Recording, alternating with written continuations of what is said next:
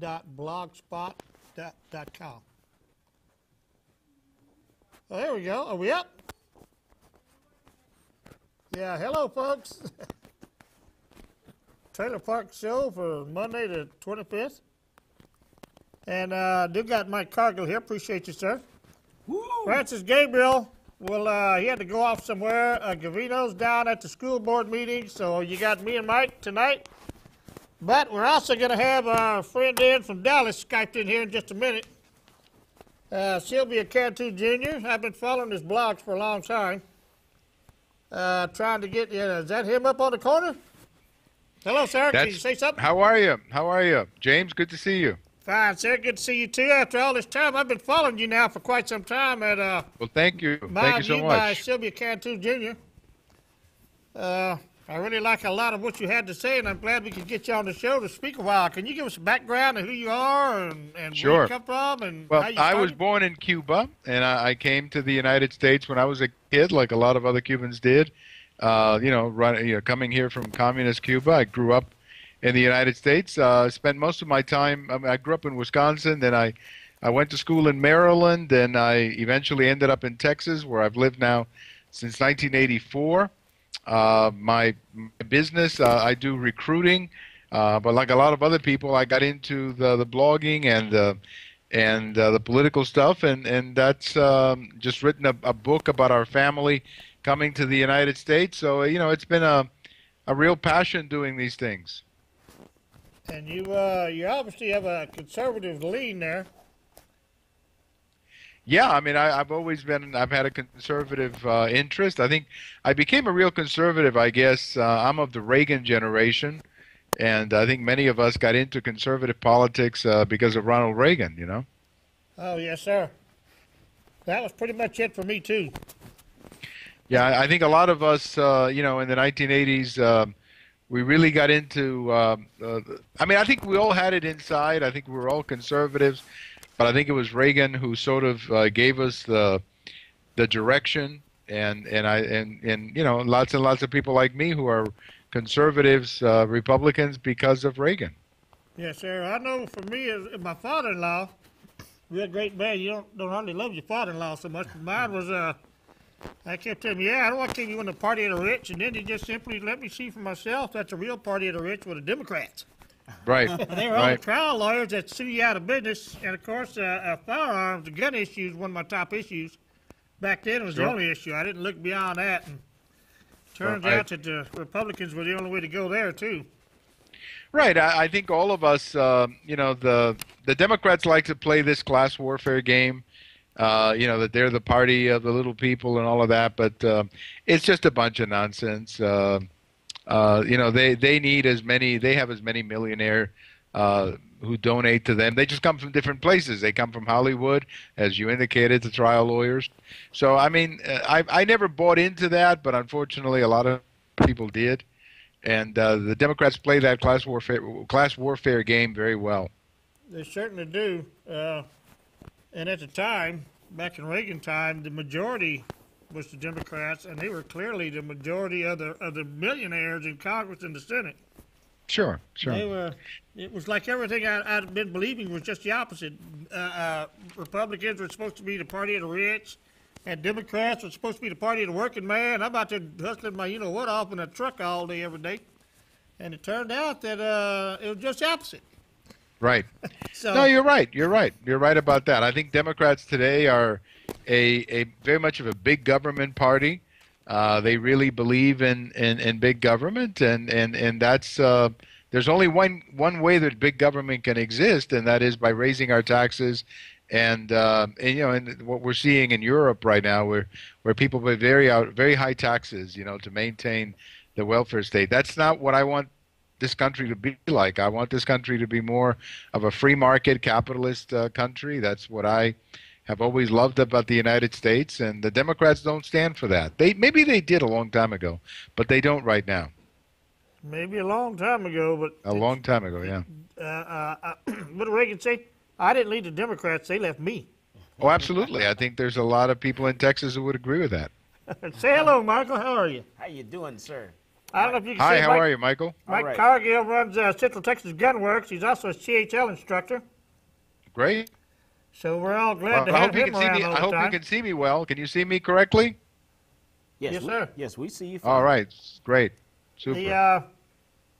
Recently here, there's been a little problem with, they say my buddy Carl Rove is going the wrong direction. Are you familiar with any of these controversies? Well, I think he's I mean, I like Karl Rove. I'll say that much. And I think maybe he's maybe he didn't say it the right way, or maybe I like to hear more from him. But I think what he's concerned about, frankly, is that we may be nominating some people who cannot win elections. And I mean, I'll tell you right now, James, that there are 4 seats in Missouri, Indiana, Delaware, and Nevada where we nominated people who those were elections we should have won. Conservatives should have won. And they didn't because we nominated people that couldn't win. And that's a shame because that's 4 seats that right now would have given us the majority in the Senate. So I think that's where he's coming from. He's concerned that maybe we're not nominating people who can win. That's where I think he's coming from. I'm not trying to make excuses for him, but that's where I think he's coming from. I like to hear more about what his intentions, frankly. 10-4. You want to throw in anything there, Mike? I know we got Ted Cruz here in Texas, and boy, is he ever turning out to be everything we hope for and more. That's right. He's turned out to be a fantastic senator so far. I mean, another Cuban American like me, and he's great. I mean, I think he's great. He's off to a great start, and he has to keep it up. He has to keep it up. He's running into some of the usual things that first-year senators sometimes are not supposed to talk a lot. There's a certain seniority system, but Ted Cruz is doing a great job. I'm very happy that I voted for him. Now, what do you think about this March 1st deadline that we're faced with? Everyone's talking about this sequester. Right. Well, my feeling is that the White House is really blowing this out of proportion. We're talking about 2% of the federal budget that we're talking about cutting. Look, if they cannot cut 2% of the federal budget, I mean, we got bigger problems than we realize. I think that what I'm sensing, Michael, is a bit of a disconnect between the country and the political class. I think that a lot of the political class is going bananas, I mean, especially Democrats, over these cuts. But I think a lot of people like you and like James and myself, we're looking at this thing saying, come on, guys, we've had to make changes in our lifestyle and our businesses. I mean, 2% is nothing. And but yet they're scaring people that the police is not going to go to work, that the airports are going to shut down. I think they're just screaming wolf, and I think they're overplaying their hand, in my opinion, because I think there's a lot of people out here who know that government can reduce 2% of its expenses without hurting us. Look, we have a government right now that has to borrow something like 35 cents out of every dollar they spend. So, I mean, at some point, we've got to cut the spending. I mean, it is unsustainable. We simply cannot continue to do this. So at some point, we have to cut the spending. And if we have to start with a 2% cut, I'm more than willing to do that. Hold on there just a minute. Now, it's terrible to laugh about such thing, but 35, 30, how many cents off every dollar we spend? Well, out of every dollar that we're running a deficit right now, as you probably know, we're running a deficit. So every dollar that we spend, we have to borrow. In other words, it's like you spend $1 and you got 60 cents and you got to borrow 40 cents. Basically, that's what we're talking about. And, we've been doing that for a couple of years. You cannot continue to do that because at some point you're going to run out of people who are going to lend you money or you're going to devalue your currency. So we have got to cut this out. We've got to cut the spending. And I, for one, I am more than willing to support some of the tough choices that have to be made. I mean, look, I think we can all do with a little less government. Have you ever heard of Dr. Benjamin Carson? Made that little speech? Yeah, I did. Very, very capable man. I saw his speech at that breakfast. I think that man really he knows what he's talking about. I was very impressed. I put the entire speech up on the trailerparkshow.com. It's not to sound like I'm really that brainless or nothing, but it's hard for people like me to even understand the kind of money we're talking about here. Maybe Oh, I you know. can, Mike. I know. but I mean, you're right, James. You're talking about $1 trillion. I mean, that's, a trillion seconds is how many years? yeah, I know. I You mean, said it's like ridiculous. 5,000 years. Well, let me just put it to you this way. The American economy, $1 trillion would be bigger than something like all but maybe 10 countries in the world. I mean, for example, Mexico, our next door neighbor, has a GDP of about $1 trillion. Canada, our northern neighbor, has a GDP of about $1 trillion. So that shows you we're running deficits the size of countries. I mean, you can't do that. At some point, unsustainable does become unsustainable. It's like anything else. You have to make corrections sooner or later. So if starting with 2% is the way to start, let's do it. And let's see how bad it gets. I don't think it's going to get that bad. I think they're overplaying their hand. I think they're exaggerating tremendously how bad this is going to get. If they're not going to be able to balance the budget, only thing they're going to do is just make that hole just deeper and deeper and deeper. It's just going to get worse and worse. Well, that's what I'm afraid of, and that's why you have to force him to do something, which is what this sequester, at least it's the beginning of. I'm not saying it's the perfect solution, but it's certainly, I mean, I can't think of anything better at this point other than having a president who will show some leadership and actually cut spending. But that apparently is not going to happen. It's like even if it does hurt, we still seems like we must have to do it anyway. Just go ahead and cut it, because I'd rather have the pain now than later, because later the pain's going to be even worse. I don't know. Does that make any sense? No, I agree. This is like going to the doctor and having the doctor saying to you, look, you've got two choices. You deal with it now, or you're going to die of a heart attack at some point down the road. And I mean, I think that's what we have to do. We've got to start dealing with these problems now. And simply saying, we have $1 coming in, we're going to spend $1. And if that means we have to cut back some programs, we have to cut back programs.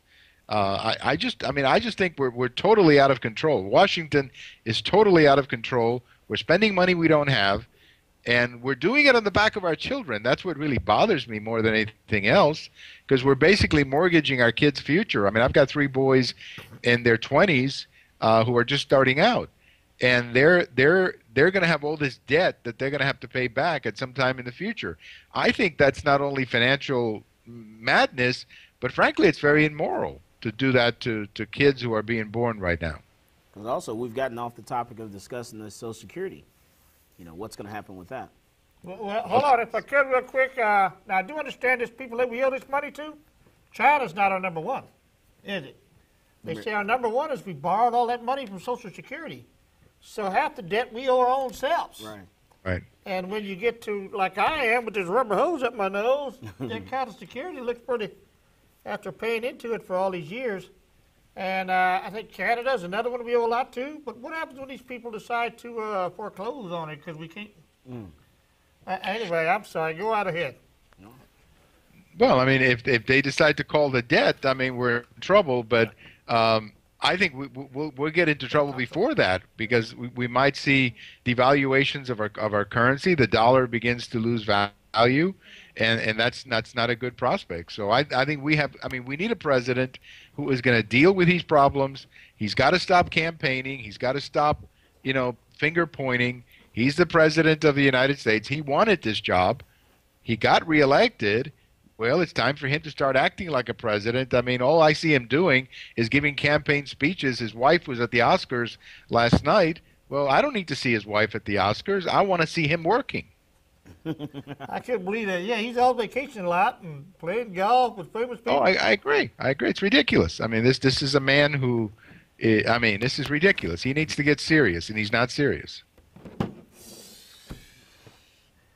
Oh, we were talking about Karl Rove and his new PAC.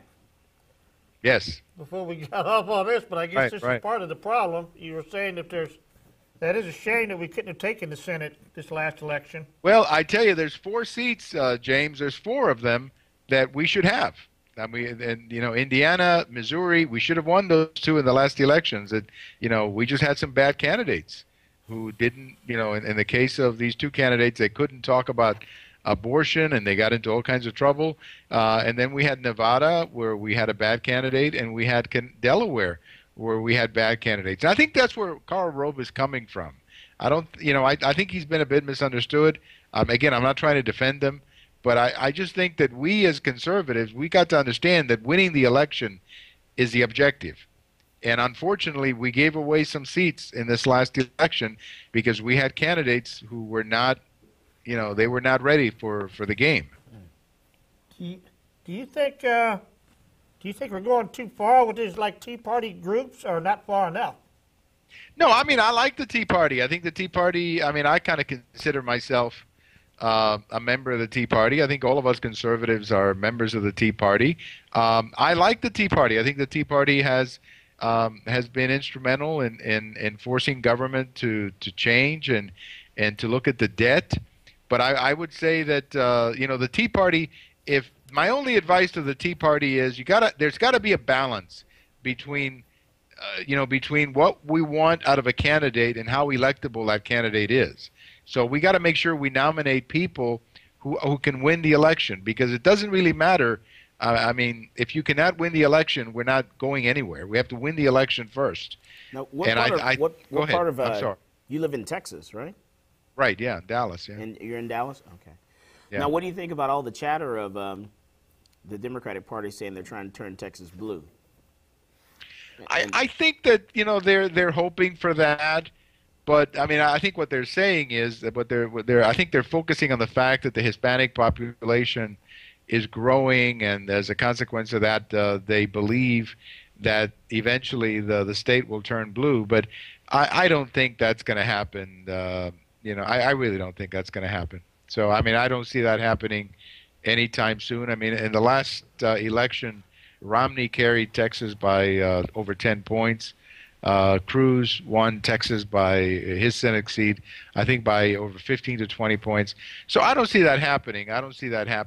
Now, what was it? What was the split in 2008? Between McCain and Obama, it was over 11 points. Yeah. Okay. So I think it was big. It was big, over 10 points.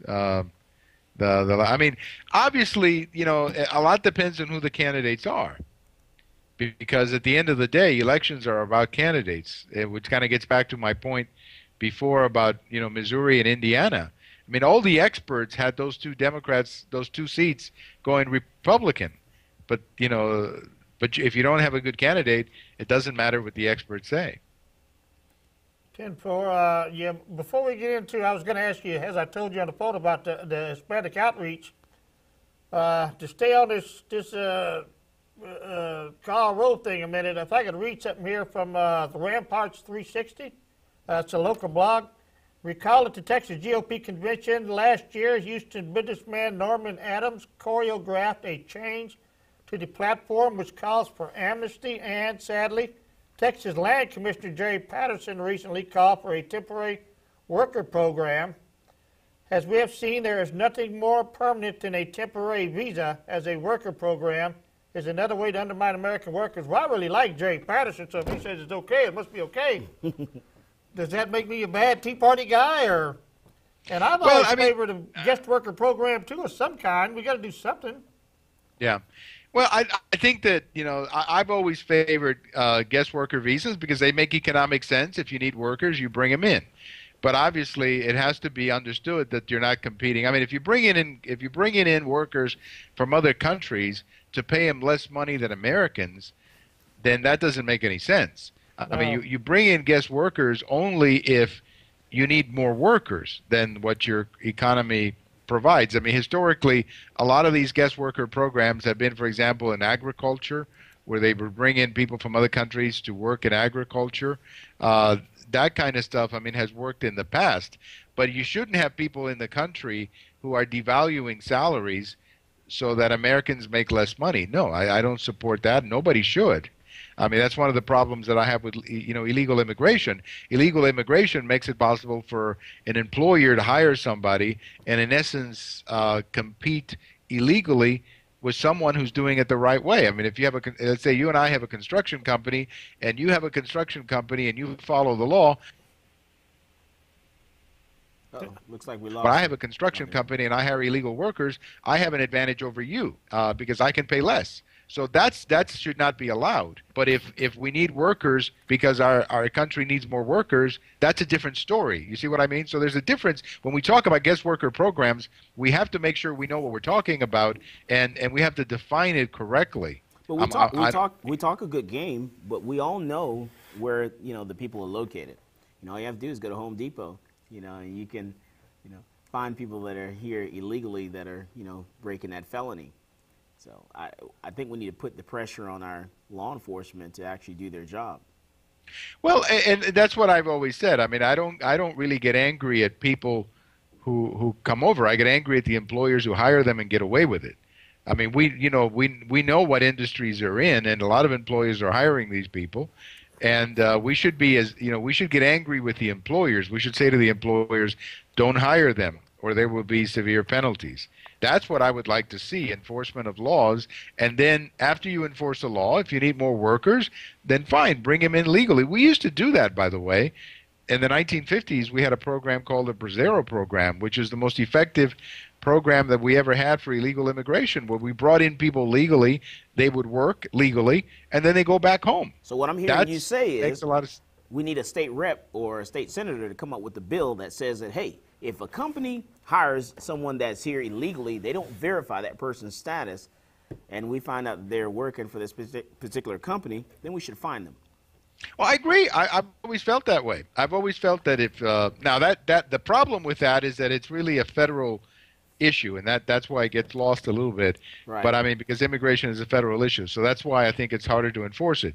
But I agree with the idea that if you're hiring a person, knowingly you hire someone who's in the country illegally, you should pay a fine.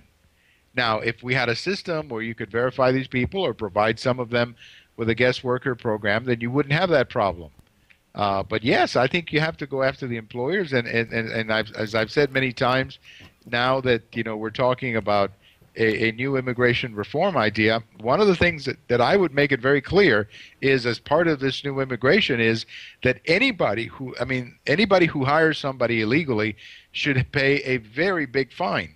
And the second time they violate the law, they should go to jail. Now, if you start putting people in jail, I guarantee you it's going to stop.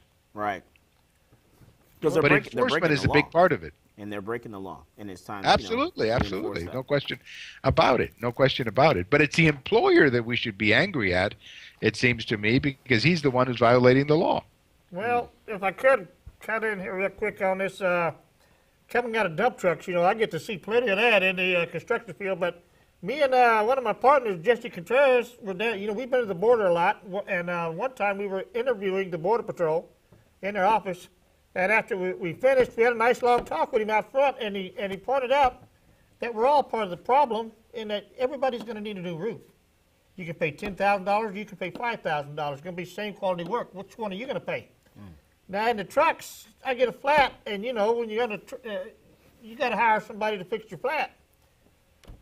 How am I going to verify that the guy changing my tire on the truck is not an illegal? Well, I mean, that's true. There's always going to be that window of. He offers a good deal? There's always that window. I mean, it's like if you're in the middle of the highway, you're right, and your truck breaks down, you need someone to change the flat. Truck. I have a flat. The guy's got the gear on the back of his truck. Right. He says, I'll fix it for you, $20. No, I understand that, but I think the way you get around that, or the way you're never going to close the window 100%, but the way you do that is by, that fellow who's got the truck on the highway who's fixing tires, he should know that if he gets caught or his employer gets caught, there's going to be a big penalty. In other words, you're never going to close the window 100%, but what you want to do is close it as much as possible. That's good. Hispanic outreach. There's been, I like Michael brought up about the Democrats wanting to take over. There's nothing new about it. I can't remember the names. It's a trial lawyer couple out of Houston. They're just like filthy rich, and they're really hardcore Democrats that just will do anything they can. I think the people should ask themselves, what has this party done for me lately? Well, if you're a Hispanic, they haven't done anything for you lately. Right. which is the whole argument that I've been making. I mean, I've been making that argument in my blog. I think, James, you've seen some of those articles that I've written. They haven't done a darn thing, I mean, toward the Hispanic. In fact, there's been total indifference. Oh, the Democrats, you mean? Yeah. If you're Hispanic, you're African American, they haven't done anything. Well, no, they haven't. They haven't. They just think of you on election day. Exactly. And I've been making that point in my blog. You know that if you look at the Democratic Party, they have not done a darn thing for Hispanics. They talk a good game. They give a lot of speeches, but they never really do anything.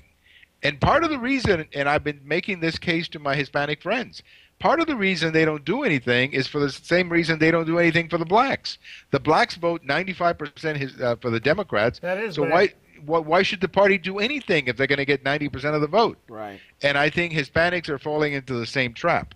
70% vote for Obama, and I'm scratching my head saying, what planet are you living in? It cannot be the planet of results because there are no results. Well, I know our society has changed a lot. When, most Hispanics I know have all been small businessmen, they own dump trucks. Sure. And you would. Well, there's still a lot of those. We're not selling ourselves properly or something. Look, there's a lot of Hispanics here in Texas who are small business people, like you're saying. I see them all the time. Yeah. I remember going down to San Antonio. That's a very Hispanic city. So there's a lot of Hispanic restaurant owners. There's small business owners, and those people are, in many ways, they believe in free market just like you and I do. But the mistake I think that some of the Republicans made with Hispanics was, frankly, the tone sometimes got a little bit harsh, and I think we lost some Hispanics over that. But if we as Republicans, if we speak the right message, a message of hope and a message of prosperity and growth, which is what Ted Cruz is talking about, by the way, I think we'll get them back, because at the end of the day, it's about results, and there aren't any. There aren't any results. The Hispanic communities are worse off now than they were when Obama came in. You've got the public schools are a disaster because of the marriage between the Democrat Party and the public sector unions. So I mean, it's not working for Hispanics, and I just kind of regret that Mitt Romney was not able to make that case, because all he needed to do was turn around a couple of points and he would have won the election. It was really that close. That could be part of our Civil War. By the way, guys, can I do my Marco Rubio and you and drink some water? Oh, yeah. Yeah, I got my Rubio. I'm going to do a Marco Rubio on you. We know Florida was lost by the Libertarian vote. There was enough people actually voted Libertarian that it cost Romney Florida. And right here in Travis County, I think it's Precinct 2 Constable Toby Miller.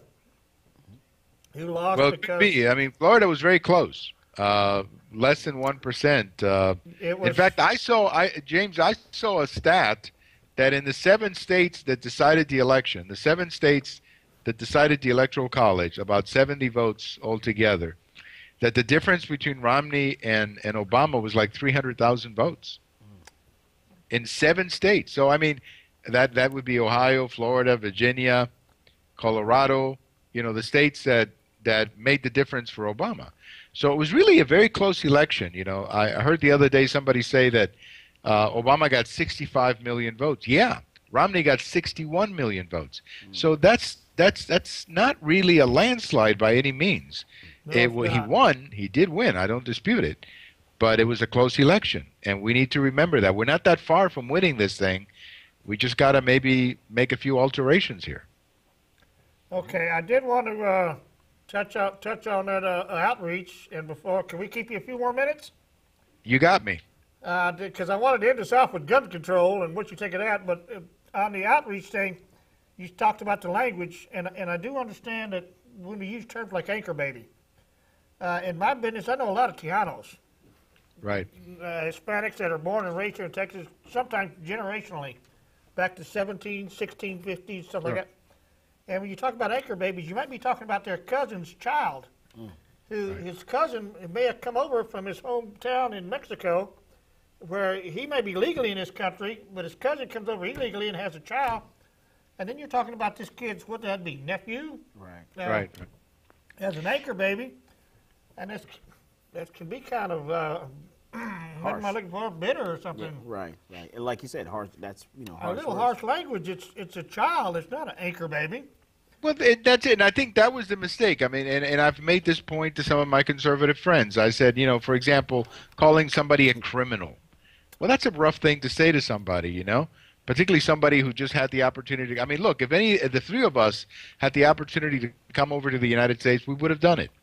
Okay? I mean, it seems to me the mistake was that we didn't enforce laws and then we didn't go after employers. But I don't think it's a good idea to demonize the people who are coming over to work, because at the end of the day, they're working.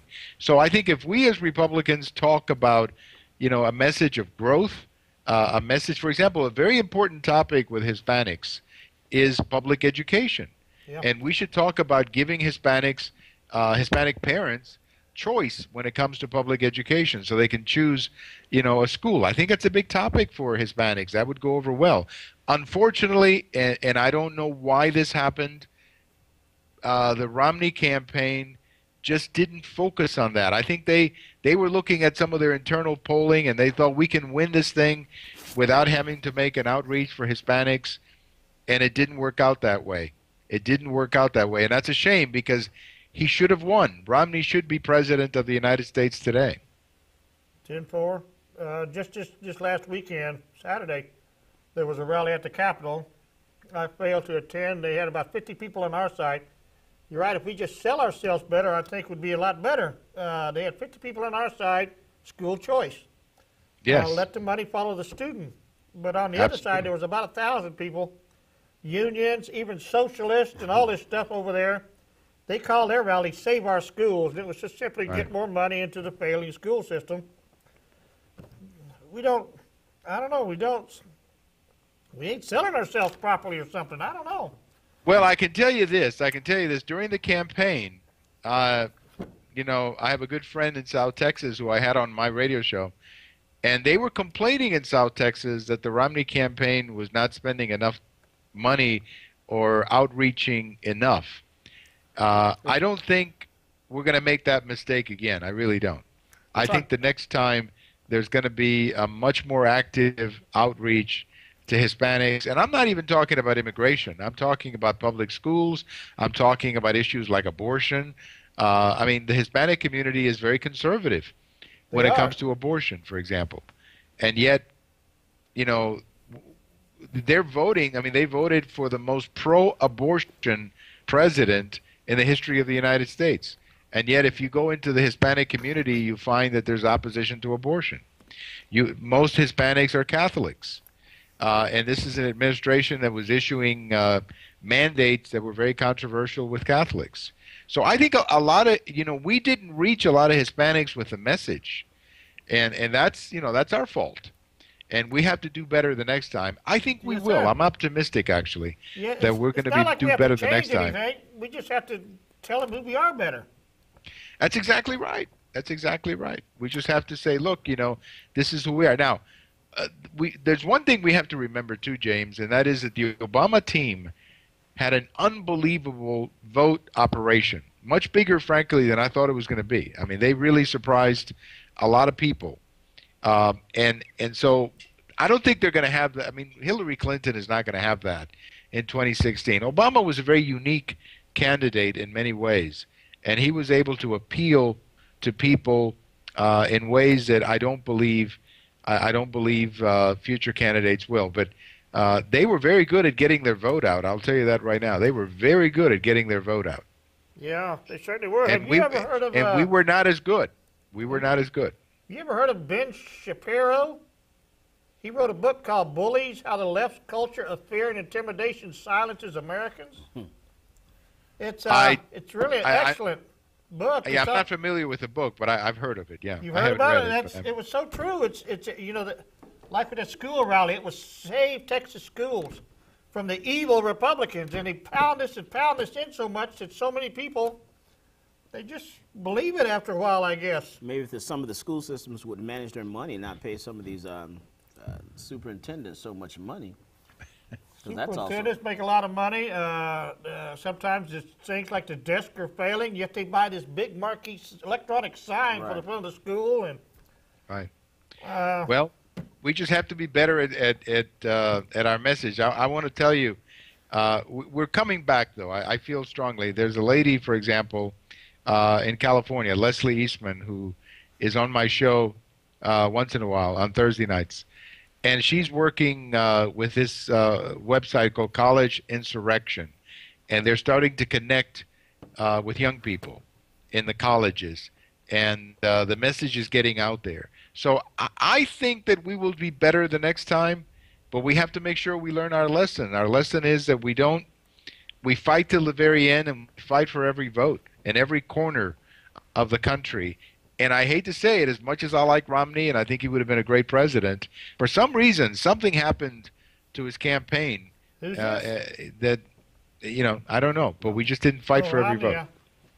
Now, wasn't there some kind of email that was leaked out today or yesterday or something from the State Department or Department of Justice? Did you hear anything about that? Oh, about the guns? Yeah. Yeah, NRA found one. I guess we can go into the gun issue here. Yeah, right. I know here in Texas, old Governor Mal Richards, she's the only one I know that just come flat out and said it. She lost because of the gun vote. You ever heard of George Bush? and the gun, he said, if that deal hits my desk, I will sign it, concealed handgun legislation, and he won. And the gun vote took him all the way to the White House 2 terms. Right. So that's clearly another winning issue, and again, even for Hispanic outreach, Right. or for black outreach. Who doesn't want a gun? Well, it's a winning issue because there's a lot of Democrats too who live in rural areas. That's one of the reasons Or why urban areas. Obama's. When you look at the places like Chicago or Detroit, Right.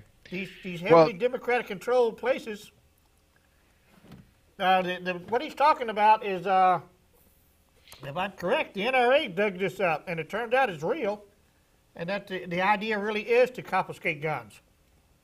Well, that's probably what they want to do. I don't think they'll succeed, The but end that's game- what they're going to try that, obviously. And there's also something else that was posted. It was posted on the Brady campaign's website, and where they're targeting veterans now, saying that Really? veterans who have PTSD or whatever form of PTSD, it doesn't matter, that they're saying they should not be able to have access to firearms either. Well, this whole gun control issue, I think, is we're focusing on the wrong thing, in my opinion. It's not the guns. I'm not worried about the guns. I'm worried about the people who misuse them, and people who go out and commit crimes. And I think we should be focusing more on mental health. I don't think we are. We should be focusing more on the person who does these crimes. Maybe we need to be. Maybe we need to enforce some of these laws better. But I think that, I've never been worried about guns because guns don't fire themselves. Somebody has to pull the trigger. So I'm worried about the guy who's pulling the trigger. Are you saying we can't legislate he's the one crazy? committing the crime. Are you saying we can't legislate crazy? Well, we can do something about mental health. In fact, I have a good friend of mine, Clayton Kramer. I've had him on the show a couple of times. He wrote a book about his brother who had some mental health problems and how frustrated the family was. And maybe you should have him on the show sometimes because he makes the connection between gun rights and mental health, that we're not doing enough about people who have mental problems. But look, at the city of Chicago is a good example. They've got all the laws in the world, and they're shooting each other every night at record numbers. So obviously laws are not stopping people from shooting each other. There's other factors going on, like the breakdown of the family, other things going on that are important than gun control. But the problem is the liberals don't want to talk about these other issues. They only want to talk about the guns, and I don't understand that. It's their agenda. They definitely have an agenda out there. That's it. They just want to take away guns. But again, guns are not the problem. Also, you look at your signs on the Texas roads right now. They have this sign that says that over 200 citizens of Texas have been involved in a fatality on Texas roads. So 200. not buy any handguns. Oh, yeah, I see what you're saying. There's things killing us a lot more than guns are. Right. Sure, sure. It's, No, I mean the guns are you know, I think they're playing games with this issue. This has been the liberals have been doing this for years. They're blaming guns. The problem is not the guns. The problem is the person shooting the gun. There's, you know, maybe the person is mentally unstable. Maybe the something else is going on. But I'm not worried about guns because they don't go off by themselves. Somebody has to pull the trigger. And also, if you go to the FBI, you look at their statistics, they'll show you how a lot of things that you can purchase from Home Depot are used to kill more people than firearms are. Sure. No, I agree. I mean, it's like you were talking about driving fatalities. Should we outlaw automobiles because they kill people? Well, if they truly were concerned about safety, then my speedometer wouldn't say 120 miles per hour on it. It would say 85 or 80. That's a good point. They're really not concerned about safety. They really are, like you said, going after firearms and trying to. You're not going to. The only way to do it is to completely, either make you register firearms or collect them up. Right. If you want to, and that's not going to happen. Exactly. Because we have a country. I don't know how many guns we have in the country, but it's quite a few. So there's no way they're going to take our guns away. They may try, but I don't think it's going to work. I think this is one of the subjects. Gun control is one of the subjects where Obama really runs into a problem with Democrats, because there's a lot of Democrats running for re-election in places like Arkansas, North Carolina, Virginia, up in the mountain states, Louisiana, and these Democrats are not crazy about gun control because it doesn't play well in their communities. You also have a lot of Democrats in the House of Representatives who represent rural districts in Arkansas again, and some other areas, and it doesn't play well there. So this gun control is one of the areas where Obama runs into a bit of reality, and that's why you don't see any vote taking place in the U.S. Senate. During the speech that President Obama gave, the State of the Union, he kept saying, they deserve a vote. They deserve a vote. He should be telling the Democrats that. They're the ones who run the Senate, but the Democrats don't want to vote on gun control because they don't have the votes to pass it. Too many of them knew they'd lose next election cycle if they do vote for it. People say that in the year 2000, and I've read this when Al Gore ran for president, that the reason he lost a lot of the states in the heart of the country was because of gun control. That a lot of places like Tennessee and Arkansas and Oklahoma, Georgia, even Pennsylvania. People think that Pennsylvania is a liberal state. If you go between Pittsburgh and Philadelphia, that looks a lot like a southern state. I mean, there's small towns, a lot of gun owners. Gun control doesn't work for the Democrats politically. 10-4. Can I ask you about Dallas? Is it crazy up there as they are down here in Austin? Well, it's bigger. I mean, Austin is a very pretty city. I've been there several times. We have a city council down here that just seems to concentrate on everything but city government. Well, yeah. I mean, we have our collection of nuts too in our city council. But the good news about Dallas or the Dallas area is that we're so big that the city of Dallas itself is only a part of it. You got Irving, you got Fort Worth, you have Plano, you have a lot of other areas, and they have a lot of economic power. So it's not all Dallas. But yeah, Dallas is a little crazy too, the city council. Our city council needs to focus on that traffic on I-35 and start worrying about firearm purchase. Well, I would second that. Having been on that that highway where you see the Capitol right on the side, is that 35? That's I-35. Yeah, that's that's a great. That Capitol is a great view, by the way, when you're driving by. We just spent millions of dollars relieving traffic on I-35 by building bike lanes in the city. Yeah, they could do that. I've also heard about a loop that's going to help going the trucks and buses a lot. Right, I'm actually making jokes about it because they actually did spend millions of dollars. Yeah, they showed building bike lanes, trying to relieve traffic off 35, and that really didn't do anything because no one's riding bicycles. So. No, but I've heard. I don't know how you guys think. What you guys think about this? But I've heard of a loop that goes around Austin. You know, like when you're coming from North Texas, let's say from Dallas to San Antonio, let's say, the toll road. and you're driving down I-35, instead of having to go through Austin, I've heard about like a loop around Austin that connects further south. Yeah, that might relieve some of the traffic. Yeah, there's a toll road. Yeah, we've got a really great route. You can get on it up there in Georgetown and get off South Austin. But the problem is you got to go to these toll booths every now and then, and it's like $1.50 a vehicle and $1.50 per axle.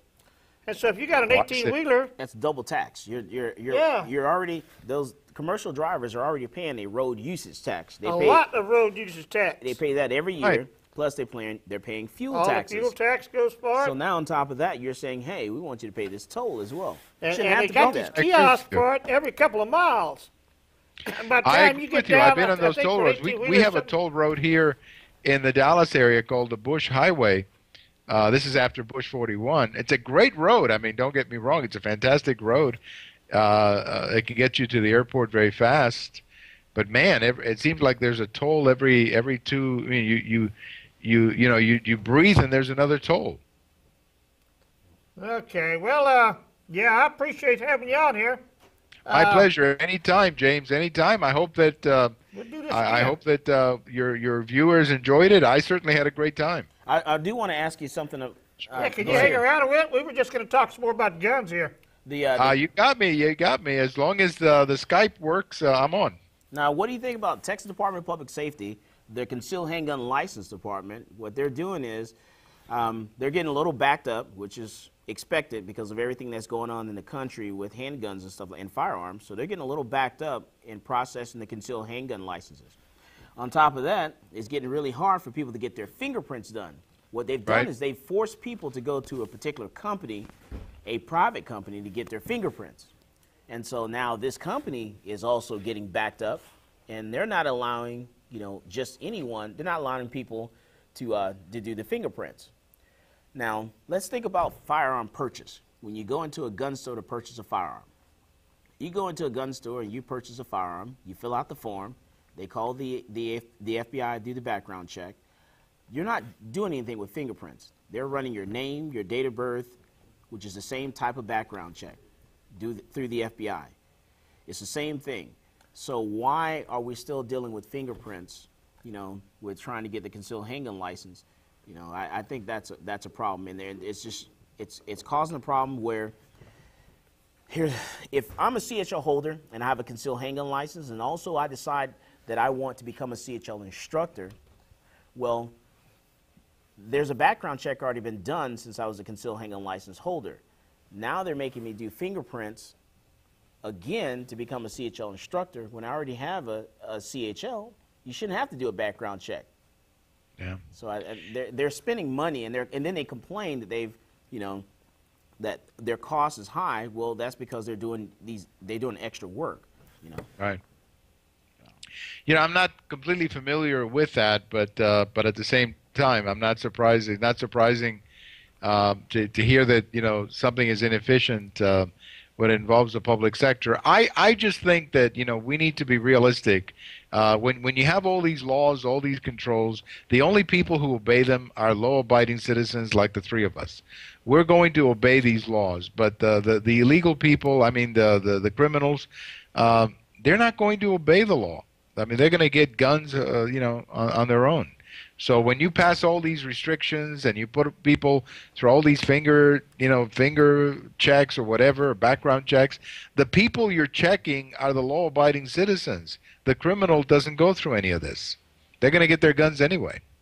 Real quick before we run out of time, we're going to talk about this gun thing. One of the problems I got with the Republicans is they won't stand up and follow through. Do you think, in your opinion, we will ever see the end of this Fast and Furious, talking about guns, where you're going to get your guns? I don't know if you've ever been to Mexico, but there's really a mess down there. There's just... No, I'm very familiar with it, yeah. And to think that we're giving these people guns like that, so many. Right. Do you think we'll ever... Well, ever going to jail that was one of the... Unfortunately, with the re-election of Obama, that's probably there's not going to be an investigation, but there should have been. See, this is why it's important for us to have won the Senate, because we would have had a majority. When you have a majority in both houses, you can investigate these things. But as long as the Democrats control the Senate, there's not going to be any investigation of Fast and Furious. But I think Fast and Furious was one of the great crimes in history. I mean, we basically we gave 2,000 weapons, high-powered weapons. These aren't little pistols. These are high-powered weapons. And they ended up in the hands of the cartels. Not only did they kill that border agent on the border, but they've killed a lot of Mexicans. We never talk about this. I mean, there's over 400, 500 people in Mexico who've been killed by these weapons. So this was a terrible crime, and somebody should have been held accountable for it. And the Obama administration never held Attorney General or anybody else accountable. I mean, I don't know who paid I don't even know who's accountable for it because it was never investigated properly. I think it's a terrible crime. I think it goes all the way to the top. Well, it has to. It has to. I mean, the idea. Look, let me just put it to you this way: the idea that you could put 2,000 guns in another country, and that the Attorney General, at least the Attorney General, didn't know about it. It's insane. I mean, if he didn't know about it, he should be fired because he wasn't told about it.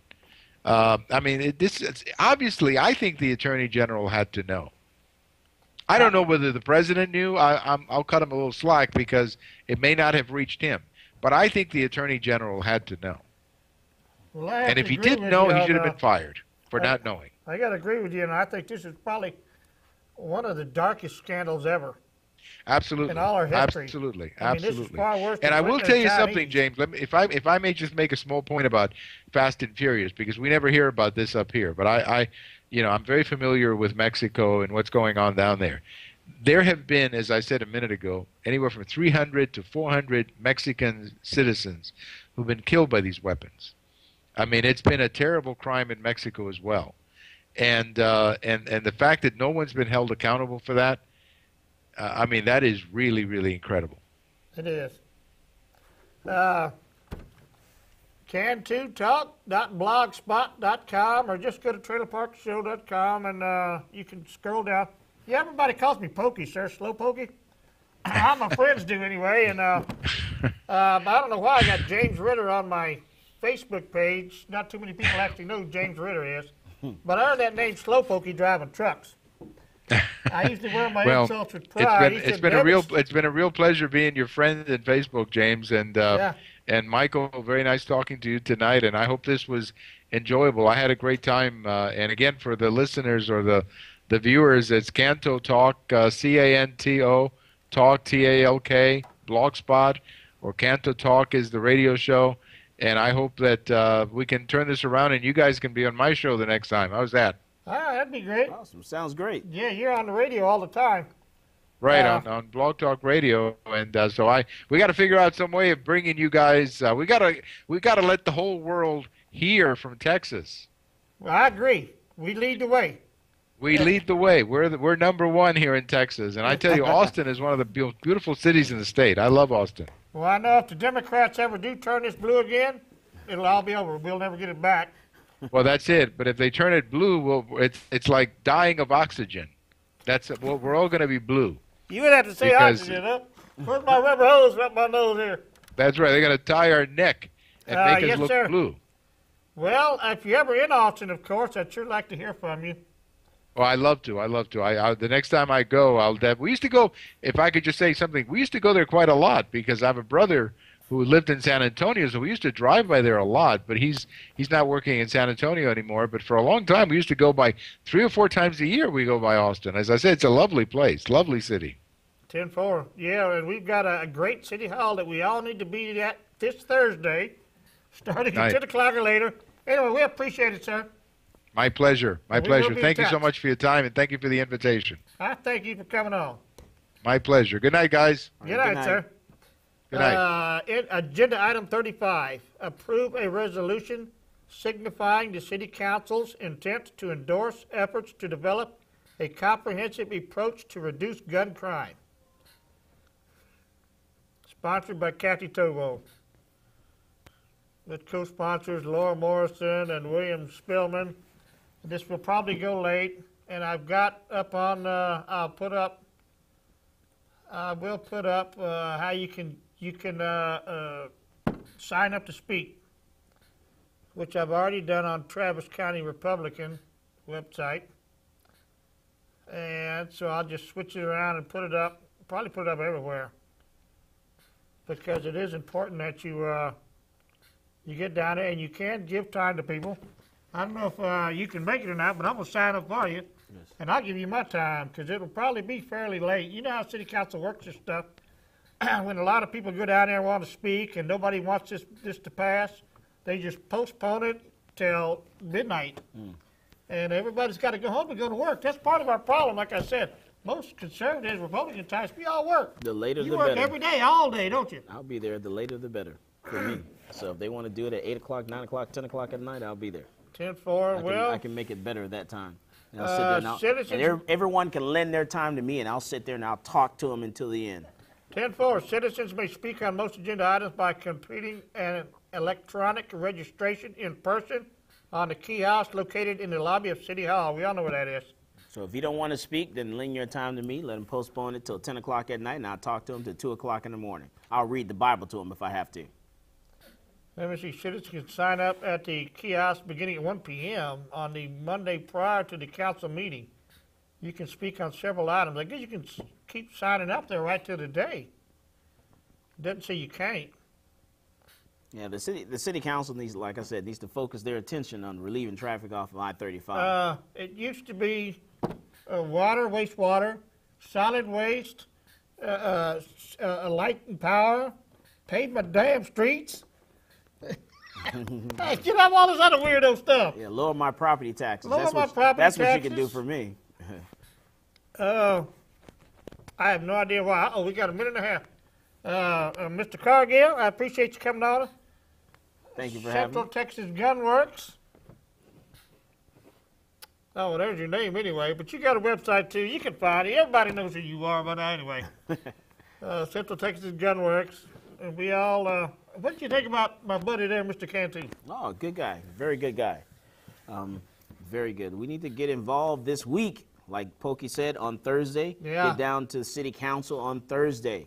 City Council wants to do something about, do something in the city, trying to come up with a plan on how to, do something about gun crimes they think that are happening in the city of Austin. Well, I'm going to hobble down there and hang around because gracious Dr. Laura Presley said she'll give me a ride home, but I want to hang around late because the bus stop's running. So, if they want to, if the city of Austin wants to do something about gun crimes, and they should 30 seconds. Then people should be able to carry in a lot more places, like on the UT campus. 10-4, so I hope you see us all down there. I don't have anything planned for next week. All right. We'll be back next week. We are going to stay on Monday nights at 7 o'clock, which is good. We all like that. So tune us in next week, and we'll just have something. Maybe we'll just wing it for a change. Oh, I got people want to. Anyway, something will happen. I'll send out my little thing and my little flyer. We'll know something.